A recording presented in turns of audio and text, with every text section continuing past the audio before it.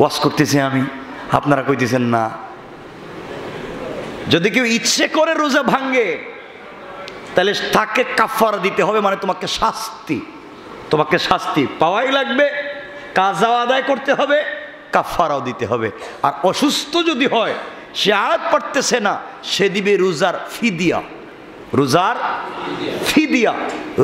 বদলা ফিদিয়া দিবে। ফিদিয়া কেমনে? আপনি রোজার ফিদিয়া দিবেন, একটা রোজার বদলা কয় টাকা? কিছু কয় না দেখি, কিছু একটা তো বলা লাগবে আজকে আমারে। রোজার বদলা কয় টাকা? এখন চিন্তা করতেছে আবার কোন বিপদে পড়ি, আবার একবার ভুল হয়েছে, আবার যদি বলে যায়। রোজার ফিদিয়া হচ্ছে আপনি যেভাবে খান, আপনি যেই সোসাইটি মেনটেন করেন, আপনি যেই সামাজিকতা রক্ষা করে চলেন, রোজার ফিদিয়াও সেম। অর্থাৎ রোজার ফিদিয়া হচ্ছে একজন মিসকিনকে প্রতিদিনের খাবারের পয়সা দেওয়া। এখন আপনার প্রতিদিন 2 বেলা বা 3 বেলায় পয়সা লাগে। আপনি রেস্টুরেন্টে গিয়ে খাইলে কয় টাকা খাইবেন এক বেলা? 50-60 টাকা? কিছু কয় না দেখি, হ্যাঁ? 2-4-500 নিচে হবে আপনার এক ওয়াক্ত? হবে না। তাহলে আপনি যেভাবে খান 2 বেলায় এই পরিমাণ একজন মিসকিনকে দিতে হবে। আপনার যদি মনে হয় যে আমি যে সামাজিকতা রক্ষা করে চলি, আমার 2 বেলায় 1000 টাকা লাগবে আমার খাইতে, তাইলে আপনি রোজার বদলা দিবেন 1000, অর্থাৎ 30টায় 30,000।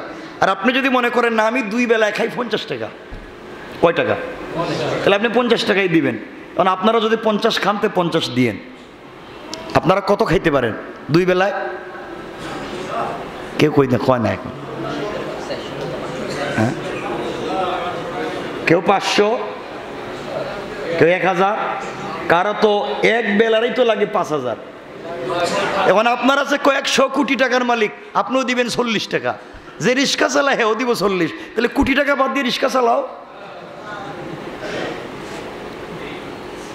আপনি যখন ফিতরা দিতে যাবেন রমজান ঈদের সময়, রিক্সাওয়ালাও দেয় 70, আপনি 1000 কোটি টাকার মালিক, আপনিও 70, তো রিক্সাওয়ালার আপনার মধ্যে ব্যবধান কি? কথা বলেন না কেন? সব জায়গায় কৃপণী। মেয়ের বিয়ের সময় 10 কোটি টাকা খরচ করেন, নিজের বিয়ের সময় 20 কোটি, ছেলের বিয়ের সময় 50 লাখ খরচ করবেন, আর ফিতরা দেওয়ার সময় আপনি হয়ে যাবেন রিক্সাওয়ালা। কথা বলেন না কেন? এগুলো চলবে? এই জন্য আল্লাহ আলাদা আলাদা ক্রাইটেরিয়া দিয়েছেন। আপনি খেজুর দিবেন, জব দিবেন, কিসমিস দিবেন, আলাদা আলাদা ভাগ ভাগ করে দিয়েছেন। ইনশাআল্লাহ। কথা বুঝছেন নি? ইনশাআল্লাহ। কষ্ট পাইছেন আপনারা? দেওয়া লাগবে কেমনে? সমান না ব্যবধান? যে যে ক্লাসের, আপনি সেই ক্লাস মেনটেন করবেন। আপনি একটা বিয়েতে যাবেন, একটা প্রোগ্রামে যাবেন, একটা সামাজিকতায় যাবেন, আপনি ক্লাস মেনটেন করে যান। দামি কাপড় পরেন, দামি পারফিউম দেন, দামি গড়ি পরেন, দামি গাড়ি নিয়ে যান। ওরে বাবা কি ক্লাস মেনটেন করেন, সব ঠিক। আর শুধু ফিতরা দেওয়ার সময় সব রিক্সাওয়ালা, এটা তো হইল না। এই জন্য সব জায়গায় ক্লাস মেনটেন করবো ইনশাআল্লাহ। আল্লাহ রাব্বুল ইজ্জত ওয়াল জালাল বললেন, রোজা দিয়ে বান্দাকে সাময়িক কষ্টের মধ্যে ফেলে দিলেও আল্লাহ তাআলা প্রত্যেকটা কথায়, প্রত্যেকটা শব্দে ভালোবাসা ফুটাইয়া দিয়েছেন। আল্লাহ রাব্বুল ইজ্জত ওয়াল জালাল বললেন, তোমরা একটু একটু কষ্ট করো রোজা রেখে, আমি আল্লাহ রোজার মাধ্যমে এমন একটা জিনিস, মূল্যবান জিনিস তোমাদেরকে দিতে চাই। আসমান জমিন যা কিছু আছে, আসমান জমিন আরশ কুরসি লৌহ কলম যা কিছু আছে, সব কিছুর চাইতে দামি একটা জিনিস দিতে চাই। আল্লাহ রাসূল ডাক দিয়ে বলছেন, আল্লাহ তাআলা কষ্ট করে রোজা রাখলে দামি যে জিনিস দিবে, ওই জিনিসের নাম কি? আল্লাহ রাব্বুল ইজ্জত ওয়াল জালাল বলছেন, পয়গম্বরে আরবি বন্ধু আমার, আসমান জমিনের চাইতে দামি যেই জিনিসটা আমি আমার বান্দাকে রোজার বিনিময় দিতে চাই, তার নাম হলো তাকওয়া। আল্লাহ রাসূল বললেন তাকওয়া। তো এটা এত দামি হলো কেমনে? আল্লাহ রাব্বুল ইজ্জত ওয়াল জালাল বললেন, তাকওয়ার 3টা শক্তি। 1 নাম্বার হলো, যে ব্যক্তি তাকওয়া অর্জন করতে পারে রোজার মাধ্যমে, আমি আল্লাহ তাআলা স্বয়ং বান্দার জন্যে অভিভাবক হয়ে যায়। সুবহানাল্লাহ, জুড়ে পড়েন।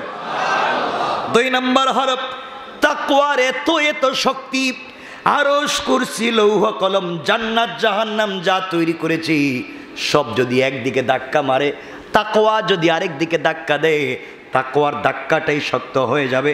আল্লাহ বলেন তাকওয়ার শক্তি এত বেশি, যেই ব্যক্তি তাকওয়া অর্জন করবে তার জন্যে অনন্ত কালের জন্যে 7টা জাহান্নামের আগুন নিভে যাবে। সুবহানাল্লাহ পড়েন। তাকওয়া এমন এক শক্তির নাম, 7টা জাহান্নামের আগুনকে নিভাইয়া দেয়া ওই গোলামের জন্য 8টা চির সবুজ, চির শান্তি, চির সুখের জায়গা, 8টা জান্নাতের দরওয়াজা এই বান্দার জন্য অটোমেটিক খুলে যায়। সুবহানাল্লাহ পড়েন। আল্লাহ রাসূল সাল্লাল্লাহু আলাইহি ওয়াসাল্লামকে আল্লাহ বললেন কোরআনে কারীমের 3 নম্বর সূরা, সূরা আলে ইমরানের 185 নম্বর আয়াতে আল্লাহ বলছেন ফামান যুহজিহা আনিন নার ওয়া উদখিলাল জান্নাতা ফাকাদ ফাজ। আল্লাহ রাব্বুল ইজ্জত ওয়াল জালাল বললেন যাকে জাহান্নামের আগুন থেকে সরিয়ে দেওয়া হবে, জান্নাতে প্রবেশ করানো হবে, তার মতো সফল এই পৃথিবীতে আর কেউ নাই। পড়েন সুবহানাল্লাহ, আল্লাহু আকবার। আমরা সফল হতে চাই কি চাই না? কথা বলেন, চাই কি চাই না? সময় শেষ হয়ে গেছে। রোজা রাখার বিষয়টি হচ্ছে ডাক্তারে বডিতে সুই ফুটানোর মতো, সুই দেয় না? সুই দেয়নি মাঝে মাঝে? এই সুই ফুটানোর মতো রোজার কষ্ট। ডাক্তার যে বডিতে সুই দেয় শত্রুতা করে? বললেন না। ডাক্তার যে বডিতে সুই দেয় শত্রুতা করে, দুশ্মনী করে না? রোগীর প্রতি ডাক্তারের মোহব্বত আছে বলে, ডাক্তার রোগীকে বাঁচাতে চায় বলে। কথা বলেন না কেন? কথা বলেন। তার রোগ দূর হয়ে যাক, সে সুস্থ হয়ে যাক, ডাক্তার দেহের চিকিৎসা করে, সুই দেয়, সেলাইন দেয়, অপারেশন করে। কেন? রোগ বাড়ার জন্যে না কমার জন্যে? সুস্থ করার জন্যে না অসুস্থতার জন্যে? আমাদের দেশে মাঝে মাঝে উল্টাপাল্টা হচ্ছে, এগুলো আবার বুঝছেন না আপনারা। আমাদের দেশে তো দেখবেন চিকিৎসা গেছেন, অ্যানেস্থেসিয়া দিয়ে মানুষের মাইরে ফেলায়। কথা বলেন না কেন? আছে না নাই? অ্যানেস্থেসিয়ার নাম করে মানুষকে মেরে ফেলছে, সুন্নতে খতনার নাম করে জীবন্ত বাচ্চাকে হত্যা করছে। আমার বন্ধুগণ, তো বাচ্চা ডাক্তার সুই দেয়, চিকিৎসা করে, রোগীকে অসুস্থতা বাড়াবার জন্যে না সুস্থ করার জন্যে?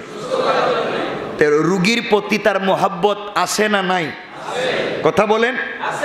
আস্তে আস্তে যেন সুস্থ হয়ে যায়, রোগীটা যেন ভালো হয়ে যায়, এজন্য আমার মতো ভালো চলতে পারে, এই জন্য ট্রিটমেন্ট দেয়, ঔষধ লিখে দেয়, চিকিৎসা দেয়।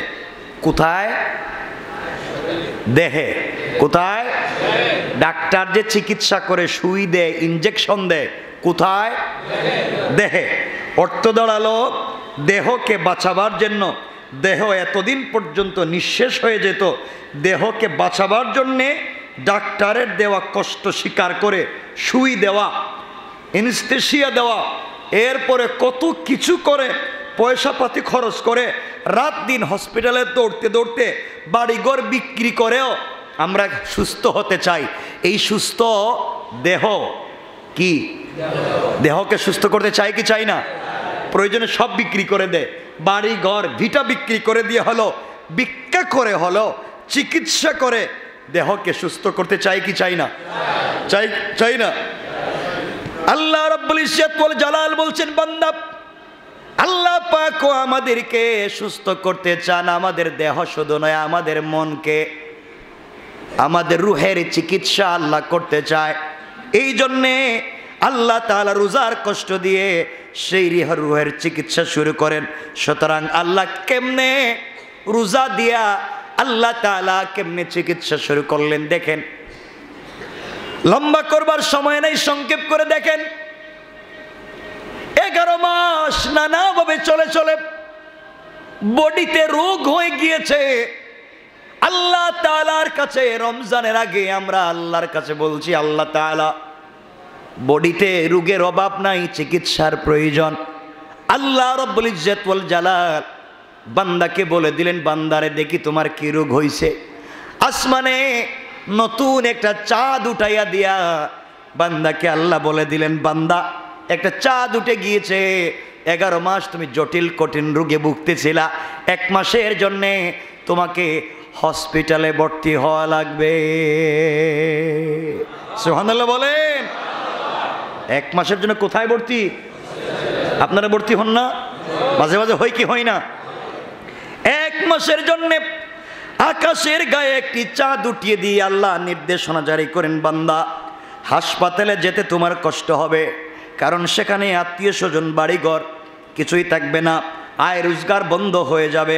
তারপরও আছে সীমাবদ্ধতা, তাও আছে আহারের কষ্ট, তাও আছে গোসলের কষ্ট, বাচ্চাদেরকে কাছে পাবা না, স্ত্রীকে কাছে পাবা না, মন চাইলে কিছু খেতে পারবা না, তাও তোমাকে মাঝে মাঝে অ্যান্টিবায়োটিক দিবে, তাও মাঝে মাঝে কাটাছেড়া করবে, তাও তোমার মধ্যে আতঙ্ক আছে কখন কি হয়ে যায়, অর্থ নষ্ট হয়ে যায়, মনোবল ভেঙে যায়। তবুও বান্দা যেইভাবে দুনিয়ার ডাক্তারের কাছে চলে যায়, বান্দারে আমি আল্লাহ আসমানে একটা নতুন চাঁদ উঠাইয়া দেয়া 1 মাসের জন্যে বান্দারি তোমাকে আমার হসপিটালে ভর্তি করে দিই, আর চিকিৎসা স্বরূপ তোমাকে কিছু জিনিস আমি দিয়ে দিই। ও বান্দা, তোমার মনে কষ্ট হতে পারে, আমরা এই জন্যে হসপিটালে ভর্তি হয়ে, আল্লাহ হাসপাতালে ভর্তি হয়ে আমরা কেন খুশি হয়ে যাব? আল্লাহ রাব্বুল ইজ্জত ওয়াল জালাল জানিয়ে দিয়েছেন, কারণ দুনিয়ার জমিনে বেঁচে থাকবার জন্য রূহটাই হলো আসল। রূহ যদি না থাকে, বডিটাকে বলা হয় মরহুম লাশ। কথা বলেন না কেন? লাশ মানে হচ্ছে লাশ হয়, লাশ আমরা সহজে বলে দিই, লাশ কিচ্ছু নাই। লাশ মানে লাশ হয়, লা মানে না, শয় মানে কিচ্ছু না, লাশ হয় মানে কিচ্ছু নাই, লাশ মানে কিচ্ছু নাই, অর্থাৎ রোগটা চলে গিয়েছে, আব্দুল্লাহ লাশ পড়ে আছে, আব্দুল্লাহ নাই। আব্দুল্লাহ, আব্দুল্লাহর কি আছে? আব্দুল্লাহ কই? আব্দুল্লাহ কার নাম? রুহের নাম। রুহ নাই, আব্দুল্লাহ নাই। আব্দুল্লাহর হাত পা বডি তো আগের মতোই আছে, এরপরে বলতেছি আব্দুল্লাহ নয়, আব্দুল্লাহর লাশ। অর্থ কি? আব্দুল্লাহ চলে গিয়েছে, লাশটা পড়ে রয়েছে, এই জন্য এটার নাম লাশ হয়। এটার কোনো অস্তিত্ব নাই, রুহের অস্তিত্ব আছে। রুহকে কিয়ামতের দিন একত্রিত করে জিজ্ঞাসা করবেন, আমাদের হিসাব নিকাশ নেবেন। এই জন্যে আল্লাহ দেহের চিকিৎসা করবেন না, রুহের। সবাই বলেন, আবার বলেন। আমরা চিকিৎসা করাতে চাই কি চাই না? সবাই বলেন। একটু কষ্ট করতে হবে ইনশাল্লাহ, বলেন না? আমাদের রুহের চিকিৎসার জন্য একটু কষ্ট করতে হবে, বলেন ইনশাআল্লাহ। সবাই বলেন না? হাত উঠে বলেন ইনশাআল্লাহ। সবাই আওয়াজ করে বলেন আল্লাহ, আরো জোরে বলেন আল্লাহ। আমাদের রোজাকে কবুল করো, দেহ এবং মনকে তুমি কবুল করো, জাহান্নাম থেকে হেফাজত করো, জান্নাত ওয়াজিব করো, আমিন। দেখেন তো আল্লাহ কি বলছে, খুব সংক্ষেপ। আমরা 1 মিনিট, আমাদের সময় শেষ হয়ে গিয়েছে। এই ঘড়িতে কয়টা হয়েছে? 21। আর লম্বা করার দরকার নাই আজকে। আমার বন্ধুগণ, 1 মাস আল্লাহর হসপিটালে যদি ভর্তি হয়ে যাই, আল্লাহ বললেন বান্দারে তোমাকে আমার হসপিটালে 1 মাসের জন্য ভর্তি হয়ে যাওয়া লাগবে। ভর্তি হয়ে গেলাম। আল্লাহ বলছেন শোনো, ওই 1 মাস তোমাকে কিছু ট্রিটমেন্ট দিলাম। ফজরের আজানের আগে কিছু খাবার খেয়ে নিবা, সারাদিন তোমাকে না খেয়ে থাকবা, এটাই তোমার অ্যান্টিবায়োটিক। সারাদিন না খেয়ে থাকবা, মন চাইলে কিছু খেতে পারবা না, মন চাইবে স্ত্রীর কাছে যাওয়ার জন্য যাইতে পারবা না, ঘরে খাবার আছে খাইতে পারবা না, তোমার পকেটে পয়সা আছে হোস্টেলে বসে খেতে পারবা না। না না, অন্যায় করা যাবে না বান্দারে, এভাবেই তোমাকে চলা লাগবে। এগুলাই হলো অ্যান্টিবায়োটিক। ও বান্দা, মাগরিবের আজান যখন হয়ে যায়, আবার তোমাকে আরেকটা ডোজ দিলাম অ্যান্টিবায়োটিক, এখন কিছু খাও। ও বান্দা, সারাদিন রোজা রাখছো, আবার 2টা অ্যান্টিবায়োটিকের কোর্স খাইছো না, তোমার বডিতে রোগ কমে নাই, রোগ বেশি, এই জন্যে তোমাকে আরেকটা অ্যান্টিবায়োটিক লাগবে। তোমাকে ইশার পরে 2 ঘন্টা দাঁড়ায়া দাঁড়ায় নামাজ পড়া লাগবে। 3টা অ্যান্টিবায়োটিক দিলাম। বান্দারে বুঝতে পেরেছি অ্যান্টিবায়োটিক বেশি খাইলে বডিটা হালকা হয়ে দুর্বল হয়ে যায়। ও বান্দা, তোমাকে কিছু ভিটামিন দিতেছি।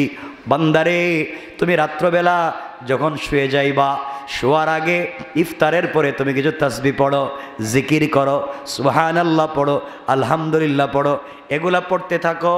দিনের বেলা কিছু পড়তে থাকো। ও বান্দা, এরপরেও যদি তোমার রোগ না সারে, আরো কয়েকটা মেডিসিন লিখে দিলাম। তুমি দিনের বেলা 3 তাসবিহ পড়বা, সুবহানাল্লাহ পড়বা, আলহামদুলিল্লাহ পড়বা, আল্লাহু আকবার পড়বা। না, এরপরও বোধহয় তোমার রোগ সারতেছে না, তুমি কোরআন তিলাওয়াত করবা। না না, এরপরও দেখতেছে তোমার রোগ সারে না, তুমি কোরআন তিলাওয়াত শুনবা। বান্দারে, কোরআন তিলাওয়াত করো, কোরআন তিলাওয়াত শুনো, তাসবিহ পড়ো, রোজাও রাখো, সেহরিও খাও, ইফতারও করো, এরপরও তোমার রোগ সারতেছে না, কারণ চোখ দিয়ে চোখের জিনা করো। বান্দারে, দিনের বেলা চোখ দিয়ে কিছু দেখো না, হারাম জিনিসের দিকে তাকাইও না, রাত্রবেলাও তাকাইও না, চোখের হেফাজত করো, চোখের তাকওয়া অর্জন করো, সিয়াম সাধনা চোখের মধ্যে আনো। ও বান্দা, এরপরও তোমার রোগ সারতেছে না, কান বন্ধ করো, কান দিয়ে হারাম কিছু শোনা যাবে না। এইভাবে চলতে থাকো। বান্দারে, এভাবে অ্যান্টিবায়োটিক দেওয়ার পরেও তোমার রোগ সারতেছে না, 1-2 মিনিটে শুনে ফেলেন। বান্দারে, এভাবে তোমাকে 20টা দিনের অপেক্ষা করো। 20 দিন তোমাকে আমি কিছু ঔষধ দিলাম, 10 দিন খাইলাম, রহমতের 10 দিন চলে গেল, এরপরও দেখা যায় রোগ সারে না। আল্লাহ বললেন আরও 10 দিন বাকি আছে। এই 10 দিনে কোর্স কমপ্লিট করে টাইম টু টাইম তোমরা খাও, অর্থাৎ টাইম টু টাইম ইফতার করো, টাইম টু টাইম সেহরি খাও, 5 ওয়াক্ত নামাজ জামাতে পড়ো, রুটিন মতো তসবিহ পড়ো, রুটিন মতো তোমরা তারাবিহের সালাত পড়ো, টাইম টু টাইম। আরও 10 দিন, আরও 10 দিন ঔষধ খাওয়ার পরেও দেখা যায় রোগ সারছে। বলেন সারছে? দেখা যায় সারে নাই। একটানা 20 দিন ঔষধ খাইলাম। কিসের ঔষধ? সেহরি খাইলাম ঔষধ, ইফতার করলাম ঔষধ, তারাবি পড়লাম ঔষধ, জিকির করলাম ঔষধ, তসবিহ পড়লাম ঔষধ, তাহাজ্জুদ পড়লাম ঔষধ, এরপরও দেখা যায় রোগ সারে না। আল্লাহ, এরপর রোগ সারে না। আল্লাহ বলেন বুঝতে পারছি এভাবে হবে না, আমি স্পেশাল ইন্টার্নি দিয়া, স্পেশাল ডক্টর দিয়া তোমাদেরকে 20টা দিন পর্যবেক্ষণ করছি, দেখছি এই রোগীর এই ঔষধে এই ডাক্তারে হবে না। শেষ 10 দিনের জন্যে আমি আল্লাহ আসমান থেকে স্পেশাল একদল ডাক্তার পাঠাইয়া দিলাম। ওই 10 দিন আর তোমরা যে কোনো হসপিটালে থাকলে হবে না, বাড়ি নামক হসপিটালে থাকলে হবে না, দোকান নামক হসপিটালে থাকলে হবে না। শেষ 10 দিন তোমরা আমার বিশেষ হসপিটালে ভর্তি হয়ে যাও, অর্থাৎ শেষ 10 দিন তোমরা আমার ঘরে 10 দিনের জন্য এতেকাফে হাজির হয়ে যাও। আল্লাহু আকবার। তোমরা 10 দিনের জন্য আসলাম আল্লাহ হসপিটালে। আল্লাহ বলেন না আসলে হবে না, পর্দা দেও, কেবিনে আসো। আল্লাহু আকবার। এতেকাফে যারা বসে খোলা থাকে না পর্দা থাকে, এটা নাম কেবিন। হসপিটালে কেবিন থাকেনি, এই যে আলাদা কেবিন হয়ে গেছে এখন। এখন কেবিনে আসো কেন? তোমাদেরকে আলাদা ট্রিটমেন্ট করা লাগবে, রোগ বেশি। এখানে আসার পর আল্লাহ বললেন বান্দারে, কেবিন এই জন্য নিয়ে এসেছি, কেবিনে স্পেশাল ডাক্তার আছে, এই ডাক্তার আমি পাঠাইছি আসমান থেকে, ডাইরেক্ট আসমান থেকে। এরা তোমাদের ট্রিটমেন্ট করবে, 10 দিন অবজারভেশন করবে। এই ডাক্তার এসে আগের স্লিপগুলা দেখে বলছে এই 20 দিন যে ওষুধ খাইছো এটা চলবে, আমি আরো বাড়াইয়া দিলাম কিছু। আল্লাহু আকবার। আগের 20 দিন যা খাইছো, আগে ইফতার করছো থাকবে, সেহরি খাইছো থাকবে, তাহাজ্জুদ পড়ছো থাকবে, আগে যেইভাবে তারাবি পড়ছো থাকবে, সব আগের গুলা থাকবে, আমি আরো 2-4টা বাড়াইয়া দিতেছি। আপনি আবার কি দিতেছেন? এই 10 দিন তোমাদেরকে আলাদা কেবিনে এনে বাড়াইয়া দিয়া বলছি, শোনো বান্দা, এই 10 দিন সুযোগ পাইলেই তোমরা যেখানে কোরআনের জিকির হয় ওখানে বসে যাইবা, সবাই মিলিত হয়ে তাসবিহ পড়বা, সবাই মিলিত হয়ে ঐক্যবদ্ধ হয়ে আল্লাহর কাছে তওবা করবা। আল্লাহ বলেছেন ওয়াতাসিমু বিহাবলিল্লাহি জামিআন ওয়া লা তাফাররাকু, তোমরা ঐক্যবদ্ধ হয়ে আমার রশিকে ধরো, একসাথে যদি ঐক্যবদ্ধ হয়ে ধরো তওবা করো, আমি আল্লাহ কারো না কারো তওবাকে কবুল করে তোমাদেরকে মাফ করে দেব। বান্দারে এভাবে রাখলাম, শেষ 10 দিন তোমাদেরকে কিয়ামুল লাইলে তাহাজ্জুদের নামাজে দাঁড় করাইয়া রুকুতেও কান্দাইলাম, সিজদায় কান্দাইলাম, দুয়ায়ও কান্দাইলাম। এই 20 দিনের ট্রিটমেন্টে তোমাদের কমে নাই, এই 10 দিন আলাদা ট্রিটমেন্ট দিয়া তোমাদের চোখ থেকে পানি ফালাইয়া মাথার চুল থেকে পায়ের পাতা পর্যন্ত যত রোগ আছে সবগুলা রোগকে আমি সারাইয়া দিলাম। আল্লাহু আকবার। এরপরে বলছেন শোনো, সময় তো চলে গেছে, 1 মিনিট বললো অসুবিধা হচ্ছে আপনাদের? শোনো, এরপর আল্লাহ বলছেন শোনো, বুঝছি তোমাদের এই রোগ সারতো না, এক কাজ করো, 10 দিন আসো তো আর বাইরে হইতে পারবা না। এই বাইরে এলে সোয়াচে রোগ লেগে যাইব, বাইরে গেলেই ভাইরাসে পাই যাব। কি ভাইরাস? রাস্তাঘাটে গুনার ভাইরাস, বন্ধু বান্ধবের ভাইরাস, খাওয়া দাওয়ার ভাইরাস। 10 দিন আসছো আর বাইরে যেতে পারবা না, ঠিক মতো বাথরুমেও যাইতে পারবা না, ওয়াশরুমে যাইতে পারবা না, দরকার ছাড়া বিড়ি সিগারেটও খাইতে পারবা না। এখন আগে যে 20 দিন আমরা যে ওষুধ খাইছিলাম, ওষুধের সাথে মন চাইলে বিড়িও খাইতে পারতেন না, কইতেছে হেরা ফিরিস্তা, হেরা সিগারেট খাইতো না, মানে রোজা রাখতেও পারতেন, রাত্রবেলা বিড়ি সিগারেটও খাইতে পারতেন। কিন্তু এই 10 দিন যে আপনি এখন কেবিনে আসছেন, এখন চাইলে আর সিগারেট খাইতে, আর বউ বাচ্চা চাইলে দেখতে, তাইলে আগের চাইতে একটু বাড়ছে। কথা বলেন, বাড়ছে? বাড়ছে। আল্লাহ বলেন ঠিক আছে আমি দেখতেছি। এরপরে স্পেশাল ডাক্তার আল্লাহর কাছে স্লিপ লেখছে, আল্লাহ এদের যে রোগ হয়েছে অপারেশন ছাড়া কমবে না, কি লাগবে? কি লাগবে? আল্লাহ বলেন তাইলে আমি নিজে অপারেশনের ডেট দেই। এবার আল্লাহ অপারেশনের ডেট দিলেন কোন রাত্রে? লাইলাতুল কদরের রাত্রে। আল্লাহ বলেন তানাজ্জালুল মালাইকা, আমি আল্লাহ আসমান থেকে জিবরিল আমিনের মাধ্যমে একদল স্পেশাল ডাক্তার পাঠাইয়া দিব, যাকে যে অবস্থায় পাইবে ওই অবস্থায় অপারেশন করে তার রূহকে জান্নাতে নেওয়া পর্যন্ত সুস্থ করে দিবে। আল্লাহু আকবার। আল্লাহ বলেন শুধু তাই না, এই দিন যাদেরকে অপারেশন করা হবে তাদের রূহ 83 বৎসর পর্যন্ত বডিতে হবে না। কারণ লাইলাতুল কদরের রাত্রে 1 মিনিটে কয় বছরের সওয়াব? 83 বছর। 1000 মাস মানে কত বছর? 83 বছরের সওয়াব। তাইলে যদি আল্লাহ বলছেন এই রাত্রে যদি ট্রিটমেন্টটা সাকসেস হয়ে যায়, কয় বছরের সওয়াব? অপারেশন হয়েছে, আল্লাহ বলছেন ঠিক আছে অপারেশন তো দিলাম, যাইও না, এখনো কাঁচা রয়েছে অপারেশন, দেখো আমি আবার চাঁদ উঠাইয়া দিব, শাওয়ালের চাঁদ, এরপরে যাইও। শাওয়ালের চাঁদ যখন উঠে যাবে, আল্লাহ বলছেন কেবিন থেকে বের হয়ে বাড়িতে যাও, যাওয়ার সময় আগে যে ঔষধ খাইছো একটাও লাগবে না। আল্লাহ আকবার বললেন না? আগে যে তারাবি পড়ছো ওটা লাগতো না, আগে যা যা করছো এটা লাগতো না, এখন কমাইয়া দাও, কমে গেছে, অপারেশন করছি। কিন্তু বান্দা যাওয়ার সময় 6টা ট্যাবলেট লিখে দিচ্ছি। কয়টা ট্যাবলেট? কয়টা? আল্লাহ বুঝলাম না, এখন 6টা দিলেন কেন? 6টা দিলাম পুরা বছর ভালো রাখবার জন্য। এইটা হচ্ছে শাওয়ালের 6টা রোজা। আল্লাহু আকবার। একে যদি 10 হয়, 30 রোজায় 300, আর 6 রোজায় 6 10 60, তাইলে 360, 360 দিনে বছর। আল্লাহ বললেন 6টা রোজা দিলাম, 6টা ট্যাবলেট দিলাম, ওগুলো 6 দিন খাইও, তাইলে পুরা 12 মাস সুস্থ হয়ে যাইবা। আর আগামী বছর আইলে আবার দেখবো বডিতে রোগ আছে। আল্লাহু আকবার। আরো জোরে বলেন আল্লাহু আকবার। আল্লাহ আমাদেরকে কবুল করুক।